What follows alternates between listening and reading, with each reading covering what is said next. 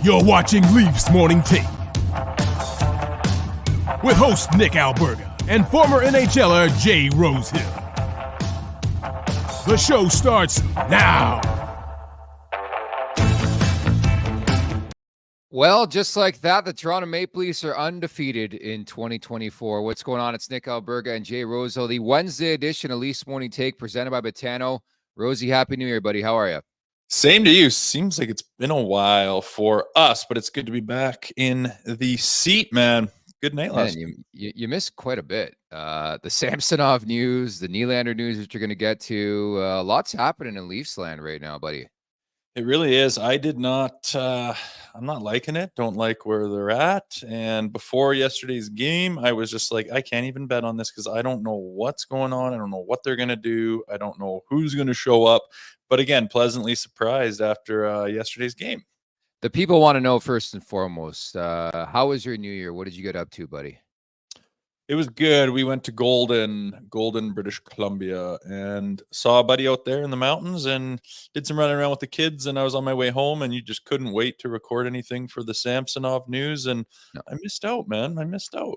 Yeah, I sensed a bit of FOMO because I kept going back to Rosie like, hey, this video is climbing. It's climbing. It's climbing. We got to like 45,000 views on this video I put together with Dave Pagnotta, just breaking down the Samsonov news. But since you brought it up, like just the writing had been on the wall, right? And the final staple was whatever that was against Columbus on Friday. I know people were goofing on the Leafs in general losing that game, but I mean, it got to a point where he was unplayable, right?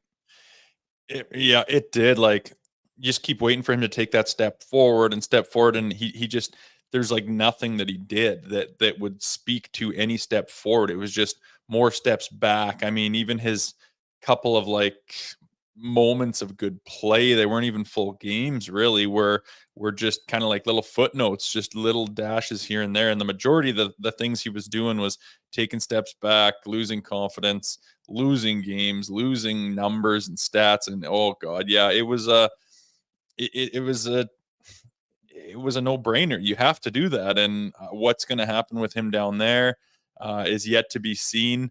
I think it's going to depend on what happens with Joseph Woll, but right now, things are kind of clipping along, and to have Jonesy there right now looks like a brilliant move from Tree Living. Man, but this is like a full reset. Like, he's not expected to play any games for like the next week. He's practicing with Hannu Toivonen, the former NHL netminder, now the goalie coach with the Marlies. Like, this is a full reset, which is kind of concerning for a professional hockey goalie in the National Hockey League on the Toronto Maple Leafs. But it does happen around the league, I guess. It does. It's just like last year, people were not, in general saying, what are we doing taking other teams, trash and reclamation projects? And I understood why they did it. I thought that, a first rounder who didn't quite get the right crack in Washington, like, give him a chance here. There's tons of talent and tons of potential there. And then you back it up with Matt Murray. It looked like a tandem that could work, and it did for a long time. And he looked really solid. And I just think that throughout the summer, all the chatter about the roster and the moves and Tree Living coming in and some of the guys they brought in, it was kind of like no one was talking about the goaltenders. And it was like, is that a good thing? You'd think that would be a good thing in Toronto. Let the guy hide, let the spotlight go on other places and let him do his thing. But I just, in the back of my mind, I was just like, man, no one's really talking about Sammy and, how's he feeling? How's he going to look? Is it going to be that soft year slump? And holy smokes, was it ever, man? He just never had it from start to go. And I think this is the rock bottom of his career right now. And I hope it's rock bottom and he can start climbing out in some way, shape, or form, whether we rely on him again this year or not, yet to be seen. But I hope this is the lowest point of his season and career, at least. Yeah, I mean, simply put, the numbers were revolting. They had no choice. And we're going to get into the Hildeby conversation a bit later on here on the podcast too, but he could potentially make his debut against the Anaheim Ducks coming up. But I'm sure he caught this last night. It was all over the broadcast watching the Leafs-Kings game. But dare I say, it sounds like it's looking closer and closer in terms of an extension conversation at the very least with Nylander and the Toronto Maple Leafs. Nick Kypreos, Elliot Friedman speculating that the two sides are making ground. Friedman even went as far as to say it could happen as early as this week. I mean, this situation has been so interesting because nothing has come out into the forefront, into the spotlight, into the media at all. And to think a resolution in sight is just so great. Like, I think I just want to see what happens first, see what the number comes in at, and then sort of react. Yeah, it's kind of the way it goes. There's a bunch of buzz right now. The insiders are feeding a little bit here and there, and it sounds like the wheels are kind of in motion. It would make sense that they want it done kind of by that All-Star game. It's just kind of a point in the season for the Maple Leafs in Toronto to kind of say, hey, what about this? What about this timeline or this point in time? And if they're not that far apart and they're starting to both understand a number and a term that's making sense, it seems like a big number, the ones that I've heard. The term seems even longer. The term scares me more than anything, the 8 years. Really? Yeah, like just it's to lock in. I don't know, man. This day and age when so much talent and such a young, fast league, and he's phenomenal. His numbers say he should be worth this. They're comparing him to Pasternak and all these different things. But it's just so funny how, what about the knocks on Nylander? I'm not saying don't sign him by any stretch. Don't put that words in my mouth, but it's just there's probably going to be a time where he's had those lazy blips in his career where he just doesn't have the effort. He's not really there. He's not trying. And now he is this year. Of course, we haven't seen any of that. There's been nothing but flourishing positivity about his play, rightfully so. But just in 8 years, is he always going to be worth that? I don't know. Whenever they throw that much time into a guy, some people celebrate and say, yay, we've got him for that long. And sometimes I go, holy fuck, what's that going to look like in 4, 5, 6 years, and you see that with other contracts throughout the league. It's just like head shakingly bad that you have this guy locked in for that long. I'm hoping that's not Willie, and I'm hoping he's hammered down. And like, this is his, not just his peak or his the top of his ceiling. I hope this is just where he can live for the next many, many years. And if so, when they lock him down for that, it's a great deal for Leafs Nation. I think over time it averages out. I mean, they would be buying high. He's on pace for 45 goals and 117 points. Having said that, he's the type of player you just can't lose. Like, I mean, not to say they're in one in terms of a negotiation standpoint, but like, what else can you do? Like, you can't walk this guy to free agency. You can't trade him. And he's been incredible, and he's progressing year after year after year. He's improving. And I think he's gotten to that elite status this year where sometimes you have to bite the bullet. The speculated number is 8 years, as you mentioned. And I'm actually on the other side of the conversation where it's like my big beef with these Leafs players. The Leafs are the only team that in recent memory haven't signed guys to 8-year contracts. You look everywhere around the league, the big boys all signed for 8 years. You go to Toronto, it's like 5-year deals, 6-year deals. And maybe it's more of an indictment on the previous administration, if you will. But I think locking this guy up for as long as you can, I think, is a win. The salary cap's going up. Like, I think the dollar value is going to make enough sense for this team in a couple of years. So now, obviously, they're going to have some decisions to make over the next couple of years. But I'm not at a point where I'm going to freak out if the number is 11. Maybe if it's over 11 and a half, I would a bit. But I think in the grand scheme of things, this guy has proven it. He's got out there and done his thing. And I think, the player's going to get paid here. Yeah, and rightfully so. I mean, what do you ask for a player like Willie Nylander when he comes in as a younger player? Like, expectations are sky's the limit with the player like him. And look what he's done this year. He's taken a huge step. I do worry sometimes about those contract years. The guys show up big for their contract years, get paid, and then all of a sudden production goes down. That's a scary thing, but that can happen with anybody. I don't think you can lose him. Like you said, you don't want to unload him. Like, for what? You're looking for X. Here it is. Now you're going to move it for what? That's available. That's going to be worth Willie. But my thing is, like, I'm always kind of scared about this team in the core four and how much they have tied up and just a couple of similar style of players. There's not enough, meat left on the bone to go around to round out your team. I think they're running into that right now. Goaltending, defense. Is this a well enough rounded team to go deep in the playoffs? Sure, you got some generational talent that you got locked down, but is that going to take you to the promised land? So far, it's been proven no. So I think we've said on this show, or I have, who I think needs to go in order to facilitate that, and I don't think it's Willie. So yeah, like the idea that we're moving forward and things happen. I'm just kind of waiting for the announcement, just like everyone else. Like, boom, this thing is done. Then we can stop talking about it, and we know he's locked down. Looking forward to that, and very curious about the number. Like, he does wear the number 88. We anticipate it's going to be an 8-year deal. 11 times 8. It's been out there 11.25. I've even seen people at 10.5. So I think that's the curiosity, but I'm just happy that it seems like we're getting a resolution. Like, the last thing this market needed was this thing to drag on all year and this guy to get close to even flirt with free agency, right?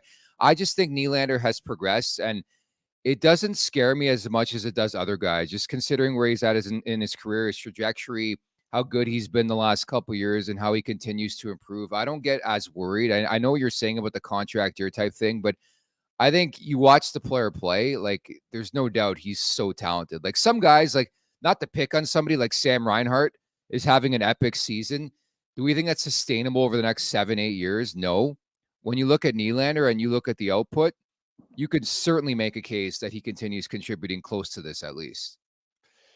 You'd hope so. I mean, there's Yeah. no reason to say not, and like no one knows the future, right? And Yeah. you're not going to get this guy done unless you give him the term that he needs. He's proven that he's not scared to sit out and to hold out and to know his value and not cow down and not say, oh, give him a discount to just for what reason would you give a discount? Does anyone in the world of life give discounts to their boss for no real reason, especially when they value themselves? And then you add on to the fact that how well he's doing this year and how much fire he's on. He's only going to have the confidence to say, listen, I'm not gonna bend at any point in time. This is what I'm worth. Take it or leave it. And I think that's the position they've been in. And Tree Living's just got to get to the point where he's like, yep, and definitely understand that what he's asking for is not out to lunch. It's not ludicrous. We are close. He is that kind of value player, and we're willing to give it to him to move on and keep this guy locked up. And hopefully before All-Star break, they do get it done, and then we can kind of not worry about it anymore. I love it. Rosie, in other news, you got a pretty big time guest coming on the show today. One of your former coaches, right? I know. Chiefs coming on, Craig Berube. So, yeah, we've been trying to get him on a little while. You're pulling strings in the background. You got him locked down. But, yeah, he just got relieved of his duties in St. Louis. And, I think with some of the action that went on afterwards with them booing other players and whatnot with Kyrou, that they showed that city showed how much they appreciate him and how much they remember what he brought, that Stanley Cup that was quite recent in everyone's mind. So yeah, a big guess for us, and a bit of a free agent himself. Yeah, no, we're going to get to brass tacks. We're going to talk to Chief about the Leafs a bit, just what he's been up to. Is he chomping at the bit to come back in the mix? And I got to ask him about coaching you. So all that's coming up in about 15 minutes or so at the Leafs Nation 401, where you can subscribe on YouTube. If you're watching right now, do us a favor, hammer that like button. Thumbs up, baby, at the Leafs Nation 401, where you could subscribe. Once again, Leafs Want to Take wherever you find your podcasts. As we roll into the appetizer, brought to you by DoorDash for a limited time. Our listeners can get 25% off up to $10 in value and 0 delivery fees on your first order of $15 or more when you download the DoorDash app. Enter code NATION25. That's code NATION25 for 25% off your first order with DoorDash. Offer valid in Canada, subject to change. Terms apply. So the first of 3 in the California swing, Rosie. It was a late one for us here on the East Coast, but I enjoyed every second of it, man. I thought it was a really professional victory. Martin Jones owns the LA Kings. It was actually something I brought up on yesterday's show that I said, back the Leafs, back the puck line, back the money line. And Martin Jones now 23-8-3 against the LA Kings in his career, in his 30th career shutout. But I thought it was a nice, tidy effort for the Leafs last night. That's crazy, man. Like, to have those numbers against a certain team is unreal. 30-some shutouts for this guy. Like, you kind of forget when they signed him what his background is, what his experience level is, what he's capable of. And, some people could be like, oh, he's on the back nine or whatever. But, like, is he? He's bailed us out here. He's like, without him, what are we doing? We're scrambling. Like, we're scrambling like crazy. And we got away with it last year. I say we still, but, we're doing a show on the Leafs. Shalgren like bailed us out last year, and that was like a blessing because you just can't expect that out of your fourth stringer. But we're getting away with some goaltending issues and showing that we have more depth and more capability of putting guys in the crease that can kind of get the job done when things aren't going your way with your top 2 guys. And I mean, the more he plays, the more he looks like a guy that we're gonna rely on, that's going to be there full time this season. And I missed that yesterday on the show, but I remember sitting there with my app open going, I don't know what to do. Like, I'm lost on the Leafs. I've been pissed off throughout the holidays at them and the way they performed. And the expectations are I just don't know. I don't know what to expect. So the fact that you had those stats and they came through like in spades is a pretty wicked call. And yeah, he sure as hell has their number. And that just shows you like what what this team can be if they could shore up some of their defensive woes. I mean, you're not going to win every game 5-4. You're just not, you're especially in the playoffs. But like a nice little tidy 2-0, 3-0 win like that, even though like 3-1 wins and stuff, if you can just keep it tight, they just seem tighter in the D zone. They seemed more positioned properly. They weren't as scrambly. They weren't any one man shows. Every line kind of went out there and looked like a unit. And like that is such a refreshing look for this organization because they're so known to be so sporadic with their defense. Fireworks on the offensive side of the puck, which is exciting and everything else. But it's just too scary to hockey fans who kind of know the history and know what it's like to get into the playoffs and what kind of hockey's being played. I think a lot of people were shaking their head going, this just isn't it. But when you get a piece of that defense, which they had last night, look how different it goes, right? And it just gives me more hope for the future that our goaltending situation can get sorted out, and then we can start playing some defense and have some systems that are focused around keeping the puck out of your neck, which just doesn't seem like what they've been doing lately. And lo and behold, one nice win like that, and all of a sudden the pressure seems to be off Keefe, and no one's calling for the head of everyone in the organization. And you do a little bit more of that, and things are going to be pretty gravy. Man, 98% of me was like, this is awesome. What an effort. Purposeful. You beat one of the better teams in the league. And 2%'s like, man, I'm annoyed. Because you know what this team can do. You know what they're capable of. I think everything you just mentioned defensively, the buy-in, I found their sticks were in lanes. Like LA had nothing offensively. And that's because Toronto thwarted them. Like the goaltending was solid. It wasn't like they relied on Martin Jones in that game. Like I know LA ends up out shooting Toronto in that game, but I thought defensively they were airtight, man. Like, yeah, they gave up some chances, but that's as good as a defensive effort I've seen all season long. And it's kind of infuriating. I know some people have echoed that in the chat here where it's like, you know what this team is capable of. So why the lulls? Like, I never get concerned about the Leafs against good teams. It's always a shit teams, right? That's so weird, man. It's I just know. so weird.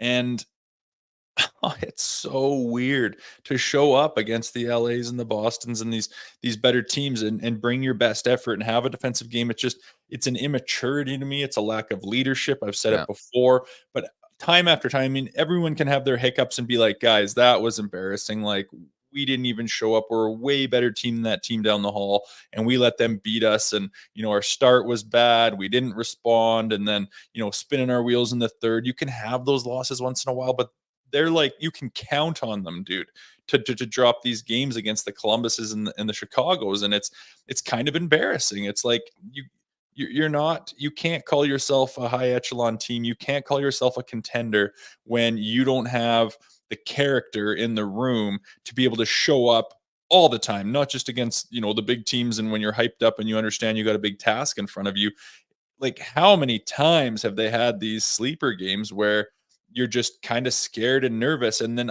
I mean, we get burnt. How many times I say there's not a chance they're going to lose this game. They're going to show up. They understand the leadership will have them by the balls. It'll be addressed in the locker room by Keefe. They'll be ready to rock and roll, and then just a complete stinker. So it's a bad characteristic to have in your team. It's a bad trait, but again, it could be worse. You could only be able to beat the shit teams, and you get smacked around by any team with any bit of gumption to them. So the problem could be worse, but man, it's got to be addressed. It's got to be sorted out. You got to figure out what your identity is. And hopefully last night was a step towards that.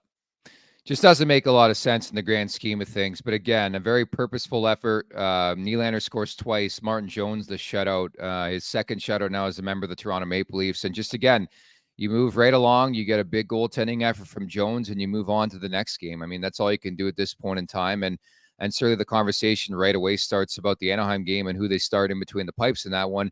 And Wendy's is letting you win real food with your fantasy teams this year and daily face-off. For those of you who smoke the competition, Wendy's is rewarding you with weekly prizes that will have you winning despite your lack of team building skills. Download the Wendy's app, score yourself 150 bonus reward points on your first order, and grab a sweet victory from the mouth-watering jaws of defeat along with some fresh, never frozen beef. Sign up to play Daily Face-Off Survivor to win weekly prizes like the spicy chicken sandwich from Wendy's and the Wendy's app. So a very unconventional back-to-back because it is in Anaheim, relatively close, obviously, to Los Angeles. But first and foremost, I know you saw the news over the weekend. The Hildeby is up. Dennis Hildeby. Would you start him tonight? Because the Leafs have been very, very coy on that front. Would you have him make his debut against the Ducks? I think if you're going to have to put him in at some point in time, right? Yep. It's inevitable, and I I like the setup and the situation. You're in Anaheim. There's not a ton of spotlight on you. Of course, you feel that you're on the Leafs and that people are buzzing, but he'd be smart enough to stay off his phone, stay off social media. Just like anyone else getting called up to any team, there's going to be his phone buzzing up about friends and family texting them good luck, we'll be watching, we're going to fly down, and all that distraction, which is normal. But to do it in Toronto, I think it would just be this big old like what's the problem here? This is a young prospect who some people think is going to have a big future with the Toronto Maple Leafs. And are you doing this too soon? Are you bringing him up too soon? Are you there's a chance there that if he's not quite ready, you can put him behind the 8 ball too early in his career. But I mean, you're put in the position where you have to do this, and he's a professional. He needs to be ready. And if you're going to give him that shot, I think that Anaheim is a good place to do it. It's a little more quiet. The whole room's not going to be absolutely plummeted with reporters and cameras and mics and lines everywhere, and you can't even get to your stall. It's going to be a little bit chiller. It's not the best team in the world, although they're prone to not playing very good in front of a goaltender when they're not playing a big game. But I mean, this is as good of a situation as you could ask anyone to put this Hilda beast in the net tonight. So I would go with them, and I would do what I don't know what else. I don't know what they're trying to do to get the best performances out of this team when they're playing these lower level teams, but make sure these guys are ready to play in front of them, and hopefully give this kid a win on his first outing this year, and get his confidence going. Because I think like inevitably Wool's just not quite ready, and even when he is, he might take a little time before he gets thrown right into the fire, and they're going to need this guy. It's just the reality of the situation they're in. Yeah, I think the just obvious concern is that he's 22. He's got a handful of games of experience in North America here in the American Hockey League. I get that, but you can't play Jones every game, especially in this day and age. Like like he's your last lifeline, right? If you lose Jones, you're cooked. Yeah, And you have Samsonov who can't play right now. I mean, for obvious reasons, and Hildeby's a youngster, so I think they have to be smart. I think it's the right spot. It's a quiet barn. It's an inferior opponent. I think it happens a lot, and you played in this league, when teams don't have a book or any video or much video on a goaltender, and the Leafs are so victim of this. Every time they play a no-namer goalie, they lose. Teams just don't. It's tough to score on these guys, and this guy's 6'7". Like, would I be stunned at all if Dennis Hildeby gets to start, goes in there, and posts a really good start in his first NHL outing? No, I think it's tough to face guys when you don't have the book on him, and I think that's the always curious thing in the NHL when it comes to goalies, how these guys adapt, evolve after teams learn their tendencies, right? Yeah, potentially. It's just he's a big body. He's obviously got talent. He doesn't have a ton of experience, but if you're put in a position where you have to, use him at some point in time, what situation would you want? And this is the perfect one. We're on the road. We're in California. Anaheim's not doing great this year. There's not a huge spotlight. We don't want to switch hit Martin Jones, and you couldn't think up a better situation. So if they do back-to-backs on Jonesy, I'll be absolutely shocked. I think it's going to be Hildeby for sure. And you got to hope and prepare that team in front of them is going to play. And guys are going to be talking about that and understanding of that before the game. Hey, let's help this kid out. Yeah. Let's get a good start. Let's play in the ozone. Let's help out defensively. Let's not make him have to work too hard right off the bat. Let's let him get his feet under him. So as much as they've struggled to do that with these types of teams in the past, maybe having this kid in the net will be a little bit of a reminder to make sure they're on their game before before they let this guy down like they have in the past with other goaltenders and with other plays against teams like this. So there's all the reason in the world for this to line up and go their way, but we have been fooled before. We have, but that's just it. I mean, if there's one team who needs something uplifting to get ready for an inferior opponent, it's probably the Leafs. And what better than a 22-year-old netminder, 6'7", making his NHL debut to get the juices flowing? Everybody wants to win for the guy, right? You only get one NHL debut, whether you're a forward, defense, or goaltender. And I think the key here is getting the kid the victory. So I think it would be an added wrench to that whole puzzle where the Leafs don't step up against inferior opponents. You put this guy in there. I think the team is maybe a bit more fired up. I like the way they start against LA too, but I think you hit the nail on the head. You never know what you're going to get from this Leafs team. What I can tell you, I know you love video tributes. Simone Benoit, man, like this guy's Mm. evolving and becoming a crazy good story and very under the radar. If you do recall in the offseason, they signed him. We talked about it. We said, it's a depth defenseman with NHL experience, but I just love the bite this guy plays with. A note to you last night, by the way, LA wears those ugly chrome domes that you love so much, those helmets, and it fucked up Benoit's hand in that fight. I was going to ask you too, did you have any problem with Benoit stepping in, having that scrap up 2-0, by the way? No, some people did, and Yeah. let's just say he makes that little hit, and then like it was just. I love that there was no hesitation. He knew what was going on. Englund comes in there and turns around, and it's just he didn't like get punched in the face 3 times and then goaded into it. No man, and then okay, I'll drop my stuff and then slip around and fall down and look up and go, "Where's the instigator?" Like just chicken shit hockey. That's not what this kid plays, and he's proving it over and over again. He's the first guy to jump in there when something happens to one of the big boys. He's right in the center of it at the scrums and whatnot when Drew Doughty's part of it, which is kind of a veteran intimidating presence who he didn't seem to back down to whatsoever. Steps up to a tougher guy and does. I did not care that it was 2-0. I know there's certain times that are better to go than not, but I'm just telling you that when the Kings are putting the hammer down, trying to get it going, Englund grabs him there. Say he doesn't, he gets punched a bunch, he gets face washed, blah blah blah blah blah, and just does the typical Leafs thing that we've been watching for the last couple of years. All of a sudden, in my mind, they just have reason to put the hammer down. It's just a weird momentum shift. Oh, we just treated these guys like a bitch. They don't want any of it.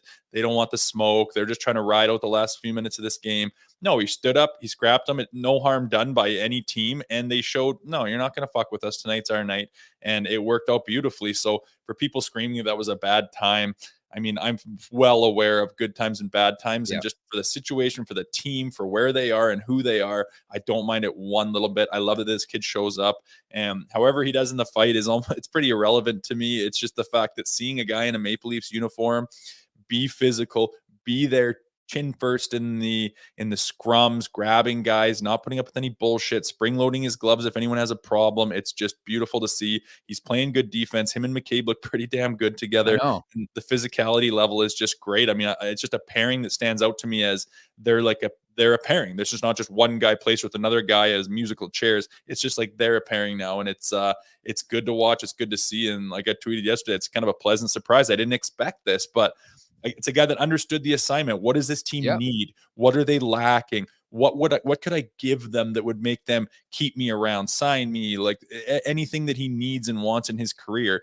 He's doing just that. He's smart, and it's always bothered me this year in this age of hockey where a team is just dying, desperate for this type of player to step up and do anything, and nobody's willing to. I'm just looking around in shock, going, nobody's willing to like go into the forecheck and rock a D-man or get your hand up in a scrum or drop the gloves and just see what you can do against a guy. Like nobody. And then here's a guy who understood the assignment, comes in and is making an impact right away, and rightfully so. I think Leafs Nation is just loving him right now.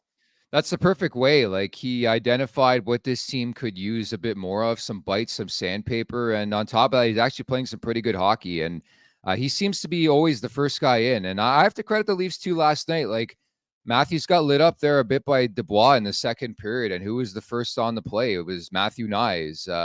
And others were in the conversation too. Like the fact that there was no hesitation, I think is the best news possible, right? I think you want to see this team learn in terms of that aspect. And we've been saying it all year. We hoped it. I mean, you hope it's contagious. And I like what Benoit's bringing to the table. I mean, long term, we'll see what happens here, who they're going to add, what they're not going to add. But I think at the very least, he's making a case for more ice time here. Yeah, I sure think so. Like we've been begging for that for, the last couple of years, like just some team, like some camaraderie, some togetherness, some identity, some character. And they haven't shown that. They can win games because of the talent of their offense. Okay. But we're just watching consistently, like, who is this team? What are they? What do they think of themselves? Like, it just seemed like a whole bunch of individuals, and it just, like, I keep going back to the Florida Panthers last year and what they did. They just seemed like that crest on the chest was just coming at you. It did not matter who it was individually. They played as a team. They had an identity, and the Leafs have lacked that. But like you say, last night, when it doesn't really matter if it's Matthew Nyes or Benoit or whoever throughout the lineup to jump in there when Matthews gets knocked down like that. If that just happens every single game, every single day, like they are who they are, like this, like a little bit of a lunch pail gang to them where they're going to show up physically. They're not going to put up with any bullshit. They're defensive of each other. Like that just goes so far, man. It goes so far in the locker room. It goes so far on the ice. It goes so far, to other teams, and a reminder to other teams that these guys stick up for each other. They stick up for themselves. And that hasn't been the case. They get picked apart. They get embarrassed. They get, made fun of. They get disrespected so much in the past that it's fucking embarrassing to be their fan, because you're just like, why do I seem to care more than you do? And if they start pulling themselves out of that, shoring up their defense a little bit, they could start looking like the team that we always hoped that they would. And it's funny that one game after the mess that was throughout the holidays there, where they're not looking anything like any of the stuff I just described, they put it together for one game, and all of a sudden, like the light at the end of the tunnel, like maybe I'm getting too excited over one game, and I'm not saying I'm excited, but it's just, that's the look I think we're looking for. And hopefully they're finding it. And it's guys like Simon Benoit that are helping that out. Try not to get too high or too low. Again, you're right. It's one game. They could easily come out against Anaheim and no show. I just think we've seen with this team, we've learned way too many lessons from this team. But again, I think there's a lot of positives to grab. Even like a Tyler Bertuzzi really stepped up to the plate against the Los Angeles Kings and really utilized the way he can play and be effective, right? Yeah, he was just like a dog on that puck, right? Like the two goals that he was involved in, he's just an animal on the walls, and he's making life hell for the defenseman. Before, where he's not really a factor, he's kind of watching a little bit more and waiting and hoping, and it's just like you're just kind of skating in circles and the puck's going past your left, right. Right there, he's just on it. He's causing turnovers. I mean, he's moving his feet. He looks quick, and he just knows where like Willie is, for example. And he takes a nothing play, a little bobbled puck turnover, and just boom, it's in the back of the net. And he does it again and again. It's like, I noticed right away, I was like, Bertuzzi is looking the way we wanted him to last night. So nice to see him step up as well. And, with all the problems this team has right now, now's the perfect time for guys like him, especially to step up and show why you were signed to this roster. So you got your Chrome Domes last night, right? They're so You hate bad, those. man. They're so bad. And like, I went at it with Pinder a couple of weeks ago on our Department of Discipline show about how bad they are. I think he likes them, but I mean, I just can't help but think of like the New York Yankees, like showing up just something where it's like our game has got too much tradition. It's a little bit old school. And I know you're trying to bring kids into the game or whatever, but bright chrome helmets. Like, imagine the New York Yankees stepping up and they have a chrome batting helmet on. It would just make me want to throw up, right? And something about those LA Kings buckets, they're just about as bad as it gets, followed right up by the Golden Knights golden helmets. I know you're in Vegas and blah blah blah, and the marketing department's trying to do different things, but it's fucking disgusting to look at. Yeah, and the Leafs, of course, wore their Justin Bieber jerseys again. Do you like those? My kid likes them. They're a little bit dark for me, but I don't mind going to the black once in a while when they're your third jerseys. It's kind of hard to read the number on the back. They're a little bit too black, but they look cool, man. I can't argue with them. You can't just go blue and white forever and always, but look at those disgusting things. It looks like a roller hockey minor league team in Southern California. Like, it's pathetic that's the NHL. If I was playing in the NHL and I had to wear that helmet, I would just be sickened. Yeah, definitely. We are trying to connect here with Craig Ruby, so I'm trying to do two things at once yet again. But look, would have problem with the old technology. Yeah, there's I don't know, man. It's an ongoing situation here on the podcast, but nevertheless, like, we are looking forward to this Anaheim-Toronto game. Obviously, Dennis Hildeby could be a factor in the conversation. And unfortunately, we're not going to be able to find out before we go off air here if he's going to start. Obviously, it's early in the morning there on the West Coast in that type of conversation to find out. But I think from the Maple Leafs perspective, I just want to see consistency again. Like, come out the same way he did. I thought Matthews had an unbelievable start last night. Like, he was flying early on too. Yeah, flying, shooting. I'm just looking at the schedule here. Like, what message does it send to, Hildeby if they don't go with him? And then they're going, well, you don't want me in now. Like, you got your kind of older guy, like you said, you're relying on like crazy. If you lose him, then you got big problems, right? If you lose Jonesy. So to go him back to backs when he's not exactly a spring chicken, is like, for what reason? We just lined up. We cannot think of a better position to play Hildeby. And then this one here tonight in Anaheim, or you wait till Saturday night. It's against the Sharks, but at home, blah blah blah. Or no, sorry, they'll still be on the road, correct? Yeah, they're doing the California swing. So fine, but like I just do not see a reason. I'd be absolutely shocked if they didn't go with this kid. And just you're gonna have to play him eventually. You're not gonna play Jonesy again in San Jose. So I just cannot imagine them not going to him. I think it lines up perfectly. So we'll see. And that's what excites me the most about this team about this game is I feel like he's going to be in. So how does he look? I want to see that huge frame in the net and see how fucking imposing it looks to have a 6'7" guy on skates being your goaltender. See how he manages the nerves, first couple saves. How does he look? Does he look poised, scrambly? And how is that team playing in front of him? Are they capable of putting their brains together to understand when they need to come out with the good stuff, especially against, average teams, quote unquote? Definitely. I think the best route for this, man, let's just wrap, we'll record, and we'll play it on the show tomorrow. I can't talk through this while I'm trying to host this podcast, but I blame Chief, man. I blame Chief. You're going to give him the gears, eh? We're just going to sit down with him like, dude, figure out technology. Let's get to the Betano wrap-up. Pardon me? Chucking his phone. Stupid fucking thing. I can see him getting frustrated in the background. So don't worry about it, Chief. We'll get it figured out. I would get frustrated too. Technology is just, not a fan. The Betano wrap-up is presented by Betano.ca. The game starts now, 19+. Please play responsibly. Any bets you're looking at today? Like, I think a Matthews anytime goal I would definitely look at. Yeah, depending on the value. I mean, it's got to be plus value still, right?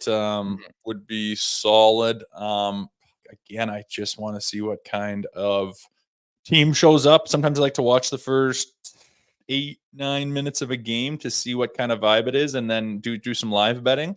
But you're the one that's been the hot picks lately. I've been kind of average, so you tell me what you got. Yeah, I think I'm gonna ride with the Leafs. Might even look at the puck line in this game, so that's probably the direction I would go. I have a feeling the Leafs are gonna step up. If it's Hildeby, I think it's a big asterisk. If it's Hildeby, then I'm gonna really ride with the Leafs, but I think they're going to pull this out. I know it's tough to say it's an inferior opponent, but they got to snap this thing eventually, and I feel good about the way they played in LA too. I do too, and if you can harness anything from the previous game, the previous night, like that's the one thing that's good about back-to-backs is you can kind of pick up right where you left off and build some momentum. So, I mean, if they can't do that here, there's every reason in the world for them to have it figured out. I'm not nervous, but I'm going to be watching, like, very interested on how they come out. And for some reason, when I'm thinking about them starting games like these, I just can't help John Tavares is the first one in my head for some reason. And it's like, can you set the example? Can you be a presence in the locker room to keep this team accountable? Like, I know he likes to lead by example, but can you do a little bit more than that and make sure that these guys understand how fucking unacceptable it is to continue losing to these teams, and how, think about, like, whatever the motivation is, this kid's first game or not, it doesn't really matter to me. Be ready and build off last night is got to be the theme going into the game tonight. Well, we're certainly looking forward to it. Once again, you can follow along here on YouTube at the Leafs Nation 401. Subscribe anytime. Hit us with the like button if you like what we're doing at the Leafs Nation 401. Once again, Leafs Morning Take wherever you find your podcasts. And again, we're going to bring you Craig Berube tomorrow. So Rosie will talk tomorrow to recap the Leafs Ducks as well. Right on. Sounds good, man. We'll see you there. There you have it. That's Jay Rosehill. Many thanks to Gavin once again for stepping up here today, and producer Vic. I'm Nick Alberga, and we'll talk on Thursday. Take care. Thank you for watching Leafs Morning Take. Hit that subscribe button and never miss a show. And for more, visit theleafsnation.com. TheLeafsNation.com. If you don't know how to spell the Leafs Nation, you know what I mean? But hey, sometimes you never know.